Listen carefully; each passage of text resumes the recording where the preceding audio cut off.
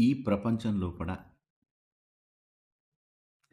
ఒకరంటే ఒకరికి ద్వేషం, తర్వాత మీటింగులలో వాగ్వాదాలు, ఆఫీసులలో చూసుకున్నా, ఏదైనా సభల్లో చూసుకున్నా, లేకపోతే ఎక్కడన్నా కుటుంబాలలో చూసుకున్నా కూడా వీటన్నిటికీ గల కారణం ఏంది అంటే ఎఫెక్టివ్ కమ్యూనికేషన్ లేకపోవటం. కమ్యూనికేషన్ గ్యాప్ కారణంగా. ఉదాహరణకు చెప్తా ఇక. మనం రోడ్డు మీద కూడా వెళ్తుంటే మనం ముందర వెళ్తుంటాం. ఉదాహరణ వెళ్తుంటే మనం లెఫ్ట్‌కి పోతుంటే లెఫ్ట్ ఇండికేటరు, రైట్ పోతే రైట్ ఇండికేటరు. వెహికల్ గిట్ట ఏమైనా ప్రాబ్లమ్ ఉంటే కూడా పార్కింగ్ లైట్లు వేసి కొంచెం హింట్ ఇస్తే వెనక వానికి తెలుస్తది. ముందర వాడు ఏం చేస్తున్నాడు అని.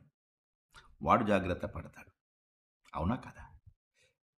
ఇదే విధంగా మనుషులలో కూడా వాడు ఏం చెప్దాం అనుకుంటున్నాడు అనేటటువంటిది సుస్పష్టంగా ఉండాలి. నచ్చుడు, నచ్చకపోవడం అనేది తర్వాత విషయం. అట్లీస్ట్ మనిషి ఏమనుకుంటున్నాడు, ఏం చెప్దాం అనుకుంటున్నాడు అనేది సుస్పష్టంగా చెప్పగలగాలి.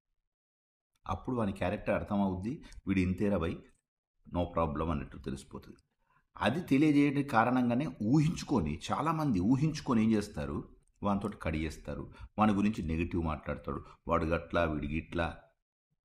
ఇది చాలా కుటుంబాలలో, చాలా ఫ్రెండ్షిప్లలో, చాలా ఆఫీసులలో కూడా ఇట్లానే జరుగుతుంటుంటుంది. Effective communication is a vital tool. We have to follow this one, Baba. ఏమంటారు?